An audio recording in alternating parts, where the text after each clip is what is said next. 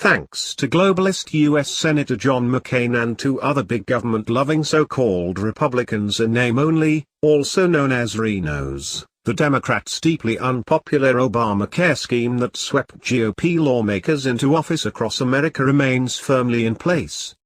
In a 51-49 vote, the Senate rejected the skinny repeal of parts of the controversial healthcare takeover, setting the stage for further negotiations, or perhaps an implosion of the U.S. healthcare system already on the verge of collapse due to unconstitutional government meddling. But as Senate Majority Leader Mitch McConnell claims it is time to move on, calls for him and other RINO leaders to step down are growing louder. Either way, Trump and liberty-minded lawmakers vowed to press on until Obamacare is history. The vote early Friday morning on the so-called Healthcare Freedom Act was as close as can be. With one more vote in favor, the measure would have gone to a conference committee with the House of Representatives to work out a compromise bill.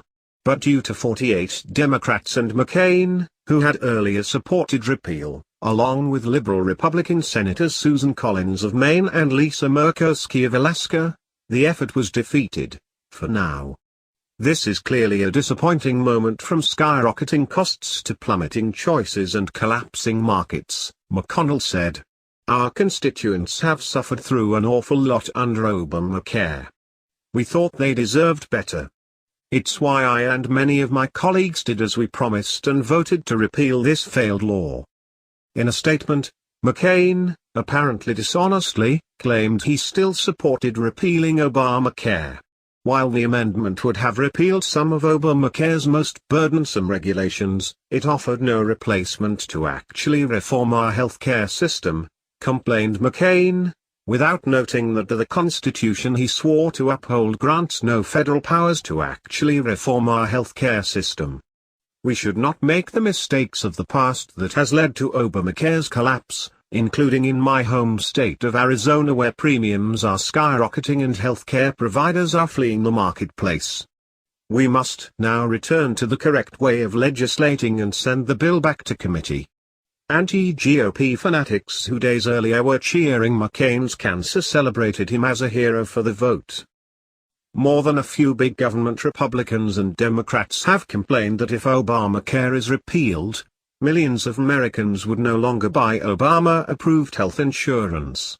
The reason that millions would drop out, of course, is that millions of Americans do not want it, and only buy it due to the federal threats, subsidies, and coercion. But without coercing young, healthy people to participate in the unconstitutional scheme, it collapses. And so, the crony big insurance industry and its swarms of high-paid lobbyists are desperate to keep Obamacare's architecture in place, in addition to securing direct access to American taxpayers' wallets via a perpetual bailout fund. And the scheming has not gone unnoticed on Capitol Hill. Senator Rand Paul, RK, among a select group of lawmakers in Washington with loyalty to the Constitution, blamed crony capitalists and their lobbyists for trying to sink the repeal effort. How did the GOP lose its nerve and run away from meaningful repeal? Look no further than the billion-dollar insurance companies, the liberty-minded senator wrote on the Rare.us website. The insurance industry, titans of crony capitalism, whined and whined that repeal alone would cause premiums to rise, insurers to drop out, Americans to lose coverage. Really? You mean exactly what is happening now under Obamacare?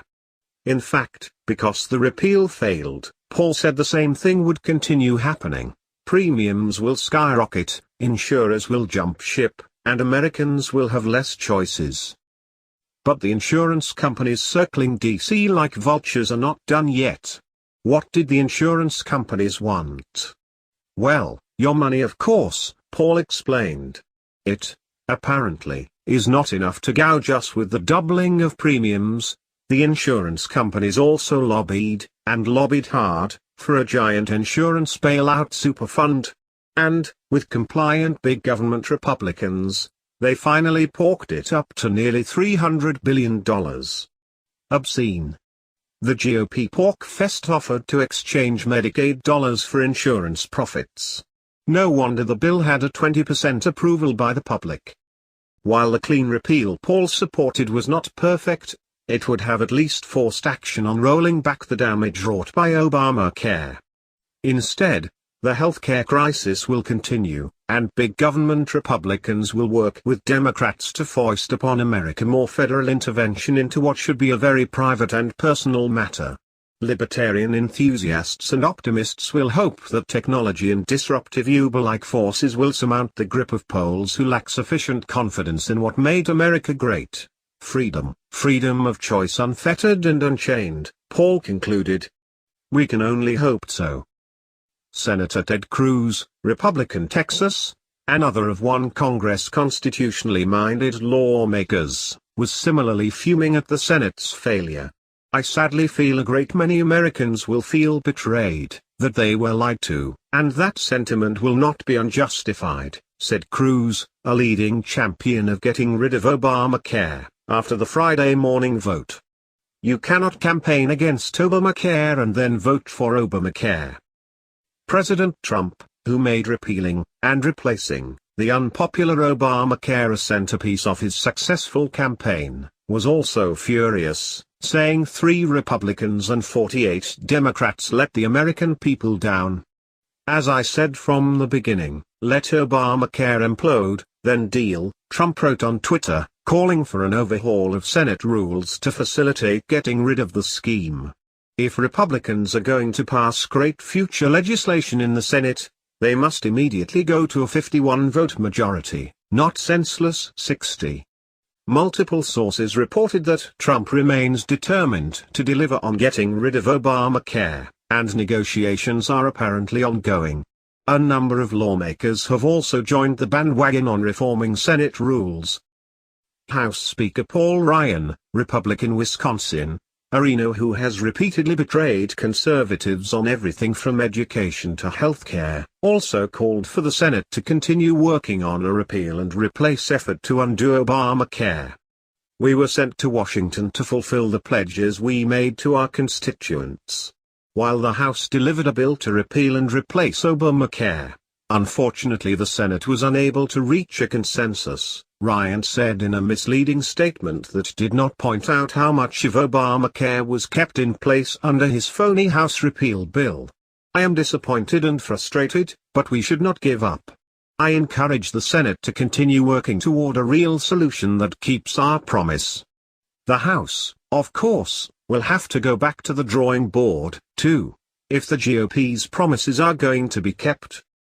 Members of the House Freedom Caucus, which includes a number of conservative and liberty-minded lawmakers along with others involved mostly for appearances, also blasted the Senate and demanded that lawmakers get back to work. Caucus Chairman Mark Meadows, RNC, rejected RINO calls to work with Democrats in undoing the healthcare abomination they foisted on America, saying the GOP must lead the way. In the end, we will prevail, he explained in a TV interview. I'm optimistic we can still get it done. People are losing faith, but I can tell you we are still staying in. Meadows also said he had spoken to Trump after the vote. I can tell you who is staying in. The president is staying in on this fight, the congressman said. He is going to deliver. He made it clear this morning. Other members of the caucus such as Representative Mo Brooks, Republican Alabama, who is being given a great deal of publicity by the establishment press as he runs for an Alabama Senate seat against conservative hero Justice Roy Moore, went even further, suggesting McConnell should consider stepping aside. If they're going to quit, well then by God, maybe they ought to start at the top with Mitch McConnell leaving his position and letting somebody new, somebody bold, somebody conservative take the reins, said Brooks, who, with a 74% on the New Americans Freedom Index, is one of Alabama's most constitutional members of Congress. It's not necessarily anything bad about Mitch McConnell himself personally, but he's got a job to do, and if he can't do it, then as The Apprentice would say, you're fired. Get somebody who can. On the other side, Democrats and even the Communist Party USA that boasted of utilizing the Democrat Party expressed relief that the imploding, deeply unpopular Obamacare remained intact, despite the promises of virtually every federal GOP candidate to kill the scheme. Now, after imposing Obamacare on America without a single Republican vote, top Democrats want bipartisanship to supposedly fix the disaster they unleashed. We are not celebrating. We're relieved. I hope we can work together to make the system better in a bipartisan way, Senate Minority Leader Chuck Schumer, DNY, said at a press conference after the repeal failed. At the very beginning we should stabilize the system. The United Nations has also chimed in to claim, absurdly, that Americans may not repeal Obamacare because of international law. Republicans have picked up almost 1,000 legislative seats since Democrats united behind Obama to foist the unconstitutional monstrosity known as Obamacare on America without a single Republican behind it. But with Republicans now holding the reins of power in both houses of Congress, the White House, and in a solid majority of states, the fact that Obamacare remains in place is set to become a putrid albatross around the GOP's neck if they do not fulfill their campaign pledges. Every day Obamacare remains in place is another day that the healthcare system is further destroyed, and another day that voters lose more confidence in Republicans. Tinkering with the unconstitutional fiasco known as Obamacare will not be enough. Instead, Republicans should adhere to the U.S. Constitution they swore to uphold and get the federal government completely out of healthcare. That way, Democrats can try their failed big government ideas in the bankrupt states they control, at least until it all comes crashing down, and more liberty-minded states can try a free market approach. There is no good reason or any semblance of constitutional authority for healthcare decisions to be made in Washington, D.C., period. Republicans must do what voters elect